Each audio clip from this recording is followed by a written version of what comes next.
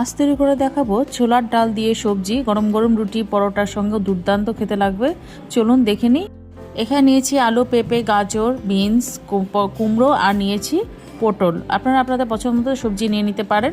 আর এখানে ছোলার ডালকে আমি সারা রাত ভিজিয়ে রেখেছিলাম 1 কাপ, সেই ডালটাকে ভালো করে ধুয়ে নিয়েছি। এবার ডাল আর সবজি সব একসঙ্গে দিয়ে পেঁয়াজ কুচি, আদা পেস্ট, রসুন পেস্ট, ধনে গুঁড়ো, জিরে গুঁড়ো, শুকনো লঙ্কার গুঁড়ো, হলুদ গুঁড়ো দিয়ে দিলাম। আর দিয়ে দিলাম প্রায় 2 টেবিল স্পুনের মতো তেল। তারপর খানিকটা জল দিয়ে ভালো করে সেদ্ধ করে নিতে হবে। আর সবজিটা সেদ্ধ হবে, কিন্তু ডালটা গলে যেন না যায় সেটা খেয়াল রাখতে হবে, কিন্তু সেদ্ধ হতে হবে।